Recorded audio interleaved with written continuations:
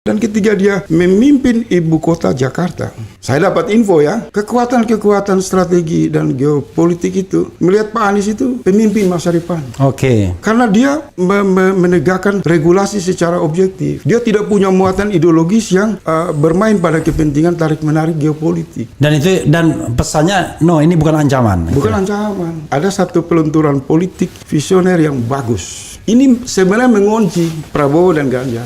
Anda yakin bahwa misalnya Anies dan kekuatannya ini mampu mengalahkan oligarki dengan segala perangkatnya, uangnya untuk bisa mencurangi pemilu? 100% saya yakin. Oke. Karena saya punya data konsolidasinya, cuma saya nggak mau buka.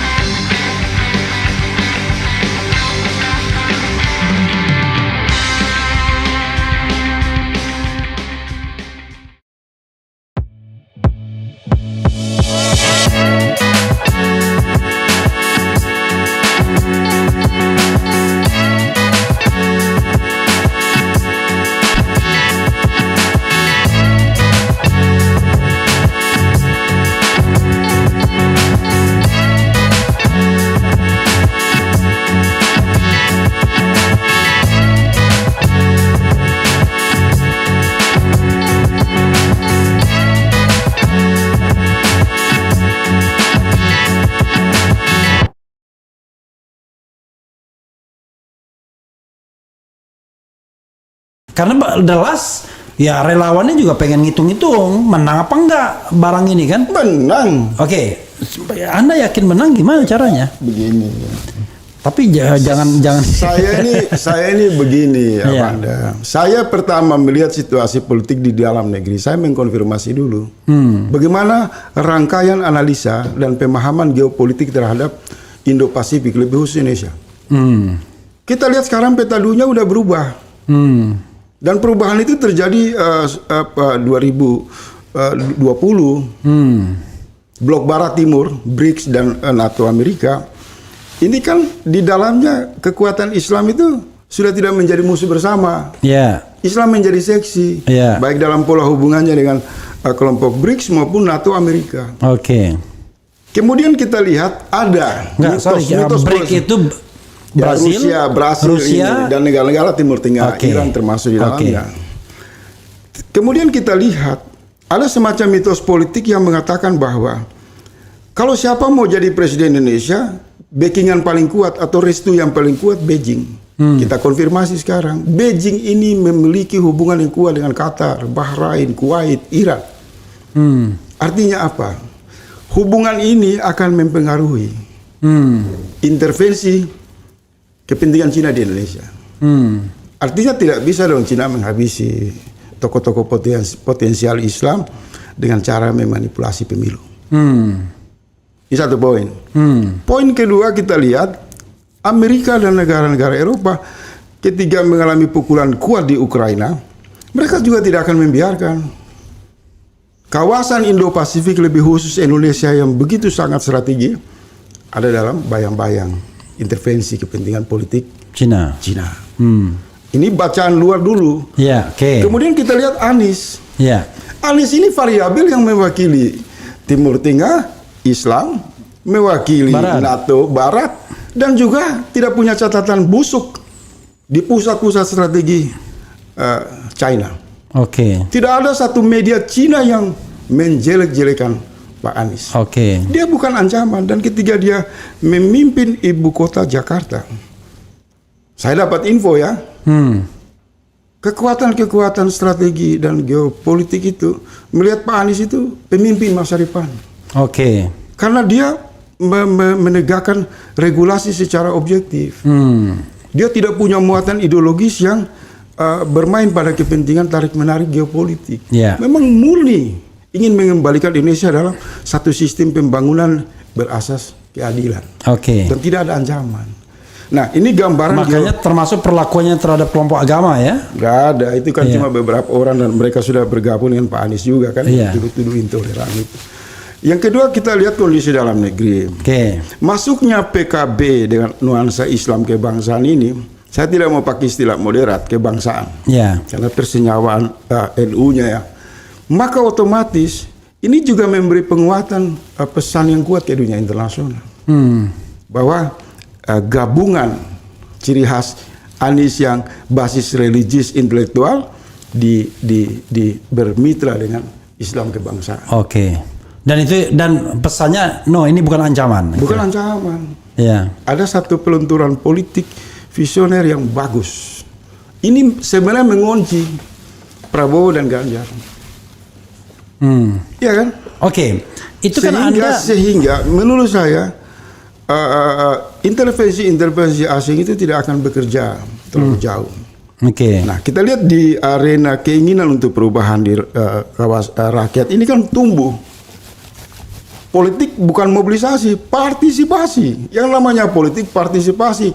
Kamu mau bawa oligarki, mau bawa kekuatan apa kalah menghadapi kekuatan rakyat. Itu sudah dibuktikan lewat Pilkada DKI, lewat gerakan reformasi. Kesadaran itu terlalu kuat. Anda yakin bahwa misalnya Anies dan kekuatannya ini mampu mengalahkan oligarki dengan segala perangkatnya, uangnya untuk bisa mencurangi pemilu? 100% saya yakin. Karena saya punya data konsolidasinya, cuma saya nggak mau buka. Yang menjadi variabel-variabel yang mengganggu dan mungkin menurut saya mendepresi situasi psikologi Pak Anies itu. Ya itu kan hanya permainan yang menuju kepada pencalonan saja. Dinamika tarik menarik partai. Begitu sudah ditetapkan sebagai calon, maka cair semua. Ibarat kata langsung melesat begitu ya. Misal gangguan yang dibuat semacam baygon politik ini kan disemprot oleh Pak SBY ini, menurut saya ini kan usianya paling waktunya ya 1 minggu. Setelah dipukul balik oleh kelompok kritis, beliau juga akan merenung bahwa tindakan beliau terlalu jauh salah. Malam ini pun mereka merenung nih jangan-jangan. Setelah mendengar podcast kita ini. Kalau nggak merenung, saya demo mereka nanti. Ya kita yang punya cuma demo kan kalau mereka punya. Tapi ini soal yang belum tuntas. Soal hakul yakin bagaimana kemenangan Pak Anies. Nah, kan ente tadi baru bicara mengenai internasional. Dalam negeri kan geopolitik, sudah juga. Dalam negeri sedikit. Tapi teknikal ya Anda harus juga itu. Saya mau bicara dari sisi transidental, memahami politik. Luar biasa. Dari faktor-faktor tauhid. Karena tauhid ini juga kan banyak kan ahli di sana, Averus, Ibnu Sina dan lain-lain. Mullah Sa'adat Al-Bi Ali Syariati. Sebenarnya pandangan tauhid saya secara pribadi muslim, karena selalu melihat ontologis ini dalam pandangan Islam ya. Saya melihat begini, kalau pada satu wilayah satu bangsa mengalami penindasan dan di sana ada satu kekuasaan yang zalim, maka ada 2 kemungkinan muncul di sana. Pertama, sudah otomatis Allah mengirim pemimpin. Dan kemudian bangsa itu juga merindukan lahirnya pemimpin. Menariknya, kebetulan kita mayoritas umat Islam sejak turun-temurun kita dilatih untuk bicara pemimpin itu bicara kriteria. Dia pertama harus jujur, santun, baik. Nah, rekam jejak Pak Anies itu melengkapi kerinduan masyarakat dalam pemahaman kriteria. Ini saya lihat dari aspek spiritual, tauhid. Karena belajar dari peristiwa di Quran, peristiwa sejarah di masa lalu. Kita sebagai Muslim nggak bisa faktor transidental ini nggak bisa kita abaikan. Spiritual ini kan. Nah, materialnya udah terlihat, partisipasi tumbuh dan berkembang, menghendaki perubahan. Dari gerakan keimanan spiritual juga tumbuh kerinduan untuk mengakhiri praktek kekuasaan yang zalim. Maka sudah otomatis kalau sampai Pak Anies ini diberikan Allah ditetapkan oleh KPU sebagai calon presiden dengan catatan siapapun wakilnya, saya pastikan terjadi ledakan perubahan besar, terjadi gelombang. Di mana ente itu lagi bermimpi atau memang enggak, saya pelaku, kalkulatif ini? Saya pelaku dalam 2 peristiwa besar. Saya tidak bermain di pinggiran, saya main di jantung-jantung. 2 peristiwa besar itu apa? 98 dan Pilkada 2017 DKI. Saya merancang satu platform itu, mudah-mudahan nanti satu waktu Habib Rizik harus umumkan itu. Karena itu karya politik yang tidak lepas dari pengalaman. Maka oleh sebab itu saya lihat Pilkada DKI itu, Pak Anies itu nggak punya apa-apa. Tetapi ketika dibangkitkan masyarakat bahwa pentingnya memperjuangkan nilai-nilai keadilan, maka gerakan partisipasi itu tumbuh menghadapi kekuatan yang punya modal besar, punya jaringan luas, dan pada saat itu petadunya belum ada BRICS. Tarik menarik Barat Timur itu kan sangat ini sekali kan terlihat. Apalagi sekarang, kalau menurut saya sekarang dia belum masuk kampanye lagi, rakyat sudah di mana-mana mendukung Pak Anies kok. Saya melihat ini secara objektif. Kalau jalur elektoral ini dijaga oleh kalangan elit partai dengan kemampuan mereka melakukan komunikasi, formasi politik yang elegan, yang dewasa, yang konstruktif, yang visioner, dengan basis perlindungan itu selalu mempertimbangkan aspirasi orang banyak, rakyat banyak, maka gelombang ini yang dibilang Pak Gatot itu, kita punya tujuan untuk perubahan. Dan saya menduga juga bisa saja bukan Caimin sebagai calon wakil presiden. Bisa kemudian PKB mengambil pendekatan hikmah politik yang lebih hikmat ya, lebih bijaksana, membuat satu konvensi sebagaimana pernah dibuat Golkar, kemudian menggulirkan sejumlah tokoh-tokoh yang bisa diperjuangkan oleh PKB dan PKS, Nasdem dan Demokrat. Dan perjuangan yang terberat bagi elit partai di lingkaran koalisi ini, menurut saya bukan untuk meyakinkan rakyat, tapi mereka harus meyakinkan di antara mereka harus duduk dulu. Karena ketika mereka berbicara tentang misal Pak SBY, kita harus mencontoh Rasulullah, maka saya juga mau mengingatkan Pak SBY. Ada satu aset besar yang diwariskan kepada umat sebagai cara untuk menyelesaikan masalah. Tabayun. Dan tabayun itu hanya bisa dilakukan oleh orang-orang yang berhati tulus dengan membuka pintu-pintu silaturahim. Jangan sampai hanya karena kepentingan personal, kepentingan pribadi, kemudian Pak SBY yang kita cintai ini terjebak dan meninggalkan warisan politik yang tidak bagus. Dia harus berdiri sebagai guru bangsa. Buang itu kepentingan Partai Demokrat, buang itu kepentingan AHY, utamakan kepentingan rakyat. Maka dia akan dikenang oleh sejarah. Yang Anda sampaikan kan idealis ya. Tapi coba kita bicara tentang serpihan fakta yang berusaha dikonfirmasi media. Misalnya satu, bahwa masuknya Caimin ini ya karena kemauan istana juga. Karena istana tidak mau AHY. Karena kalau AHY full paket perubahan, sehingga istana nggak punya kaki. Tapi dengan Caimin ini istana akan punya kaki. Sehingga sebagai jaminannya Caimin tidak akan diganggu dengan kasus-kasus hukum. Walaupun hari ini saya baca ternyata KPK udah mau panggil dia.